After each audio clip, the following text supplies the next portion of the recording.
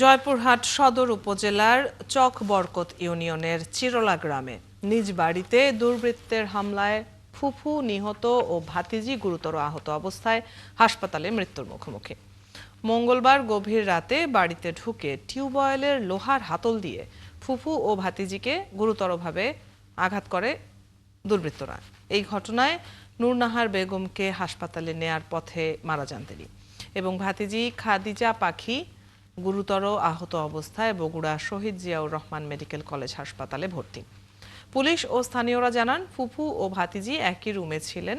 গভীর রাতে তাদের মাথায় ধারাবাহিকভাবে আঘাত করা হয়। তবে কারা বা কেন এই হামলা করেছে তা এখনো জানা যায়নি। ঘটনাস্থলে পুলিশ পৌঁছে তদন্ত শুরু করেছে। জয়পুরহাট সদর থানার ভারপ্রাপ্ত কর্মকর্তা নাজমুল কাদের বলেন, হামলাকারীদের শনাক্ত করতে জোরদার তদন্ত চলছে।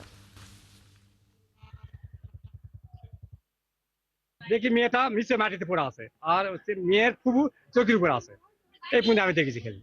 আর মেয়ে ছাড়া আমি তো নাড়াচাড়া করে পারি না। আমি তো ওই দেখি আমি বাড়ি আসে চিলাচি করে সখন দেখি মেয়েটা যখন নড়াই দেখেছি গেল আছে, তখন আমি দেখেছি গাড়ি দিয়ে হসপিটাল পাঠাই দেওয়া হয়। প্রাথমিকভাবে যেটা সবাই অনুমান করতেছে, আমি শুধু না, মানে এলাকাবাসী পার্শ্ববর্তী যারা আছে সবাই যেটা অনুমান করতেছে যে জাস্ট ওই রকমই একটা কিছু হতে পারে, যে মেয়েলি বিষয়ে একটা কিছু হতে পারে। হয়তো বা ওই ছেলে বা ওই মেয়ে হয়তো রাস্তা এর আগে কোনো প্রস্তাব দিয়েছে, হয়তো প্রস্তাব হয়তো রাজি হয়নি, হ্যাঁ, যে প্রতিশোধ নিব রাত্রে, এটা হতে পারে।